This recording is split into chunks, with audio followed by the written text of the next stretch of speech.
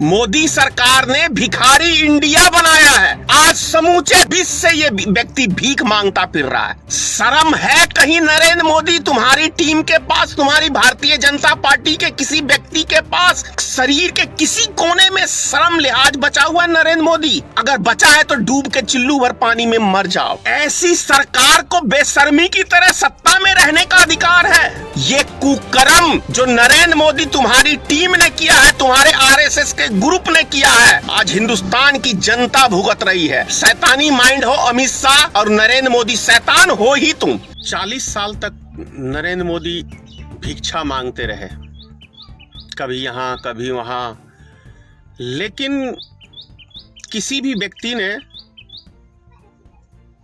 ये कोई प्रूफ नहीं कर पाया कि नरेंद्र मोदी आखिर किससे भिक्षा मांगते रहे।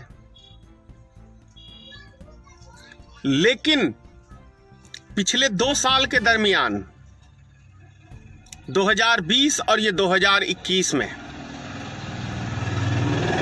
पिछले साल कोरोना वायरस के नाम पे पूरे देश के उद्योगपतियों से भिक्षा मांगने का काम किया, एक एक नागरिक से भिक्षा मांगने का काम किया, ये हम सब जानते हैं।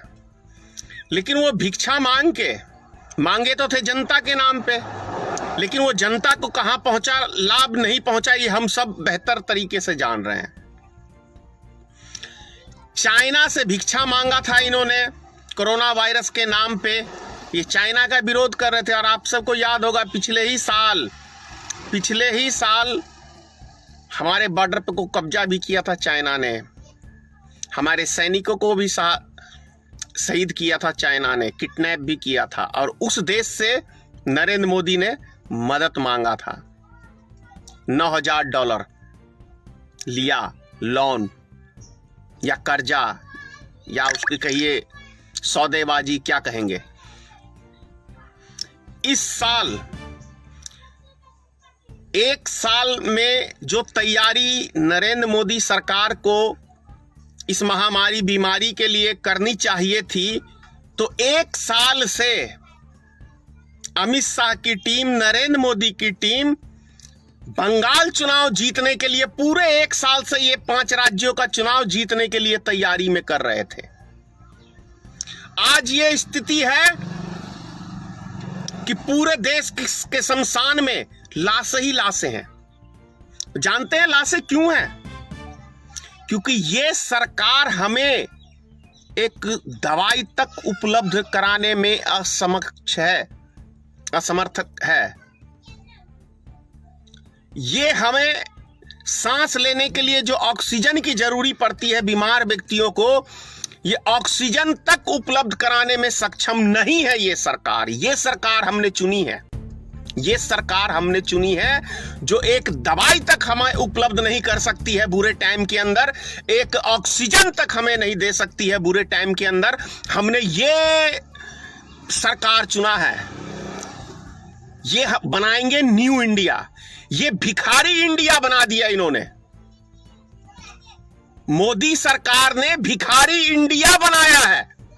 आज समूचे देश कह रहा हूं मैं, समूचे विश्व से ये व्यक्ति भीख मांगता फिर रहा है।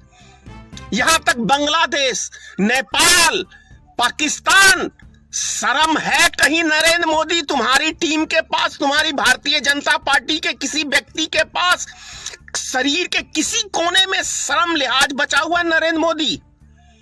अगर बचा है तो डूब के चिल्लू भर पानी में मर जाओ। कि बांग्ला जैसा देश तुम्हें मदद कर रहा है, पाकिस्तान जैसा देश, नेपाल जैसा देश जो भारत पर निर्भर रहता था, आज तुम उस पर निर्भर हो रहे हो। शर्म से डूब मरो। तुमने ये बनाया है न्यू इंडिया। ऐसी सरकार को बेशर्मी की तरह सत्ता में रहने का अधिकार है। ऐसी सरकार, तुमने पिछले साल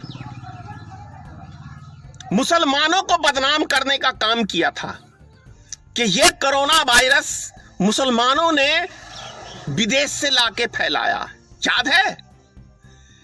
तो इस साल जो तुमने झूठ बोला, उसी का प्रकोप पूरा भारत भुगत रहा है। और सबसे ज्यादा हिंदू समाज के लोग भुगत रहे हैं, क्योंकि ये लाशें मुसलमानों की नहीं बिछ रही हैं, ये लाशें शमशान घाट के अंदर हिंदू भाइयों की हैं। हिंदू भाइयों की लाशें बिछ रही हैं, लाइन लगी हुई है लाशों की। ये कुकर्म जो नरेंद्र मोदी तुम्हारी टीम ने किया है, तुम्हारे आरएसएस के ग्रुप ने किया है, एक किसी जाति विशेष को बदनाम करके वो प्रकोप कुदरत का आज हिंदुस्तान की जनता भुगत रही है। ये कड़वी सच्चाई बता रहा हूं।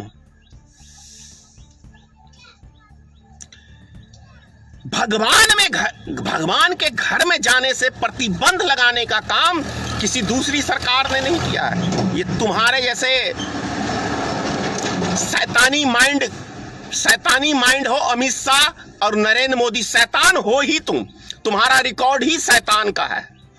तुमने कभी मानवता की नहीं, मानवता तुम हो ही नहीं, मनुष्य तुम हो ही नहीं। तुम्हारा नीचे से ऊपर तक शरीर के अंदर एक एक कतरा जो है वो शैतानी माइंड का है कतरा।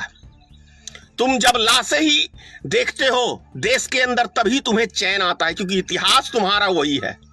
गुजरात से इतिहास उठा के देख लो, तुम्हारा इतिहास ही वही है कि तुम देश को शमशान बनाने के लिए गद्दी प्राप्त किए हो, और वो अभी नजारा देखने को हमें मिल रहा है। समझने की जरूरत है कि ये चुनाव जीतने के लिए पैदा हुए हैं, ये चुनाव प्रचार करने के लिए प्रधानमंत्री बना है, ये चुनाव प्रचार करने के लिए, ये सिर्फ सरकार गिराने और बनाने के लिए बना है, देश चलाने के लिए नहीं है। देश इनके पुरखों ने नहीं चलाया तो ये क्या चलाएंगे? तुम्हारे किसी पुरखों ने नहीं कोई समाज को चलाया तो तुम्हारे हाथ में ये सत्ता मिल गई है तो तुम्हारे बस का कहां है? तुम्हारे दिमाग में तो है हिंदू मुसलमान कचरा। तुम्हारी शासन काल में ना दिल्ली में पिछले साल दंगा हुआ था और तुम ही लोग ने करवाया था दंगा। देश के गद्दारों को गोली मारो सालों को, असली गद्दार तो सालों तुम लोग हो। तुम्हें बीच चौराहे पे अभी गोली मार देनी चाहिए जिस हिसाब से तुम सत्ता चला रहे हो। हरामी सब पूरे देश का सिस्टम बिगाड़ के धर दिया है। देश का एक एक नागरिक आज कोई अमन चैन से नहीं है। पूरे देश की जनता को दहशत में डाल दिया इस कोरोना वायरस में। और जब ये इतनी महामारी है, हर दिन 3 लाख 4 लाख जब ये मरीज निकल रहे हैं तो इसका मतलब देश में एक एक व्यक्ति को कोरोना हो जाना चाहिए, ऐसा अब्बा उड़ाया है। और जिस परिवार में उस परिवार के एक एक सदस्य को होना चाहिए, नहीं है ना। इसका मतलब तुम इस देश को दहशत में डाल के अपनी दाल रोटी सेकना चाहते हो। कोई महामारी नहीं है। जितने भी हिंदुस्तान के अंदर मौतें हुई हैं वो दवाई के बिना हुई है, इलाज के बिना हुई है। सिर्फ एक महामारी करके हॉस्पिटल में जब इलाज ही नहीं होगा तो आदमी तो मरेगा। 3 लाशें मेरे गांव में भी आई हैं और तीनों दवाई के बिना मरे हैं। दिल्ली में इलाज नहीं हुआ उनका, हॉस्पिटल ने लिया नहीं, मजबूरी में वो गाड़ी बुक करके गांव की ओर रवाना किया और रास्ते में ही उन्होंने दम तोड़ दिया। ये व्यवस्था की सरकार हम चुनते हैं। इन हरामियों को तो दौड़ा दौड़ा के जूते से मारना चाहिए, ऐसे लोभी सत्ता के भेड़ियों को। दिन रात सुनाएगा मन की बात, काम की बात तो मोदी तेरे से होगा नहीं। तेरा मन हो गया कि साला कुतुब मीनार हो गया, तेरे मन से देश चलेगा, दुनिया चलेगी। ये दाढ़ी तो साला बकरा भी बढ़ा लेता है तो बकरा ही रहता है। दाढ़ी बनाने से कोई साधु संत सन्यासी नहीं बन जाता।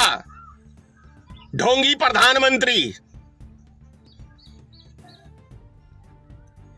आसाराम बापू का ही चेला है ना, वो भी अय्यासी करने में जेल में था और तेरा भी रिकॉर्ड कुछ वैसा ही है।